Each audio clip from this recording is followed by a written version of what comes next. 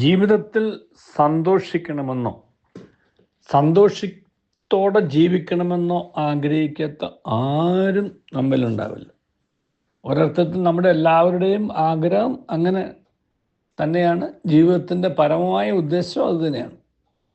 ജീവിതത്തിൽ സന്തോഷിക്കണം, സന്തോഷത്തോടെ ജീവിക്കണം.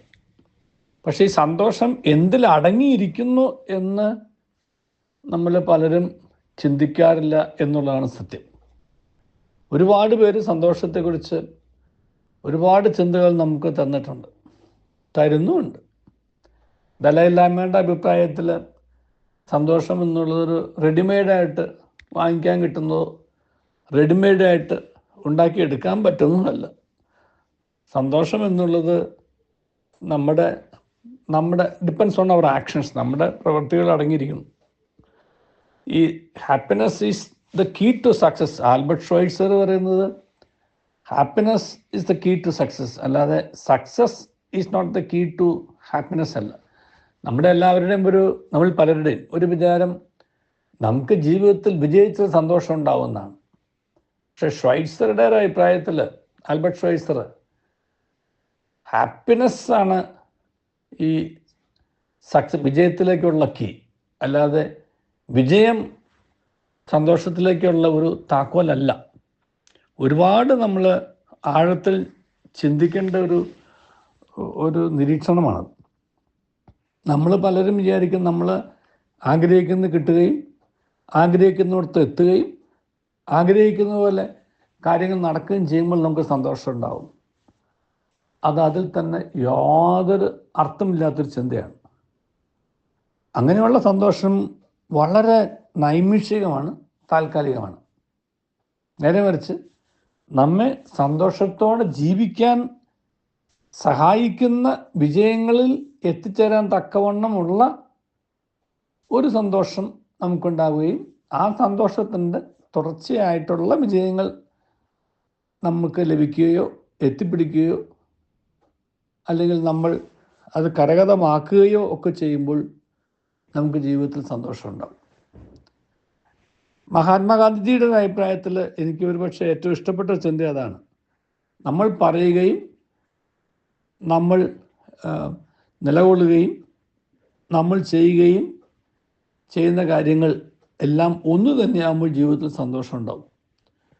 What you say, what you do and what you stand for and what you think also.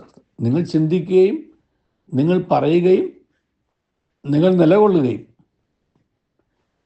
നിങ്ങൾ ചെയ്യുകയും ചെയ്യുന്നത് ഒന്ന് തന്നെയാകുമ്പോൾ സന്തോഷം ഉണ്ടാകും. അപ്പോൾ നമുക്കൊരു കോൺഫ്ലിക്റ്റ് ഓഫ് കോൺഷ്യൻസ് ഇല്ല. അതാണ് എൻ്റെ കാരണം. നമുക്ക് അസ്വസ്ഥത ഉണ്ടാക്കുന്നത് എന്താ? ഇത് നമ്മളൊക്കെ എവിടെയോ ഒരു വിടവുണ്ടാകുമ്പോഴാണ്.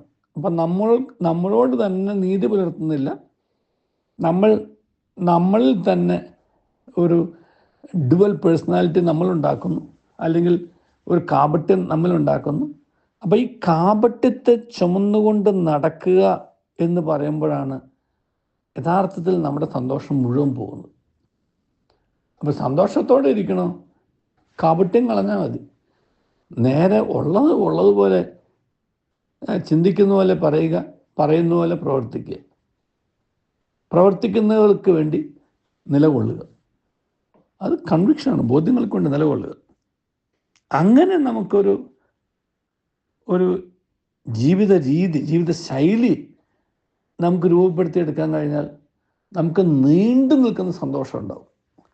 കാരണം നമ്മൾ ജീവിതത്തിൽ വിജയിച്ചു എന്ന് നമുക്ക് മനസ്സിലാവും. നമ്മുടെ ചിന്തയും നമ്മുടെ സംസാരവും നമ്മുടെ നിലപാടുകളും നമ്മുടെ പ്രവൃത്തികളും തമ്മിൽ ഒരു പൊരുത്തക്കേടുമില്ലാതെ എല്ലാം ഒരുപോലെ ആകുമ്പോൾ അപ്പം നമുക്ക് കാപട്യത്തിൽ സന്തോഷമുണ്ടാവും. അങ്ങനെയുള്ള ഒരു ജെനുവിൻ മനുഷ്യനായി ജീവിക്കാൻ നമുക്ക് പരിശ്രമിക്കാം. നമ്മിലുള്ള കപട മുഖത്തെയും കാപട്യത്തെയും വലിച്ചെറിഞ്ഞിട്ട് പച്ചയായ മനുഷ്യനായിട്ട് ജീവിക്കാം. അപ്പോൾ വലിയ സന്തോഷം ഉണ്ടാവും. അങ്ങനെ സന്തോഷത്തോടെ ജീവിക്കുന്ന ഒരു ജീവിതം കെട്ടിപ്പടുക്കാൻ ദൈവം നമ്മെ അനുഗ്രഹിക്കട്ടെ. നല്ലൊരു ദിവസം എല്ലാവർക്കും നേരുന്നു. ദൈവം ആഗ്രഹിക്കുന്നത് പച്ചയായ മനുഷ്യനായി ജീവിക്കാനാണ്.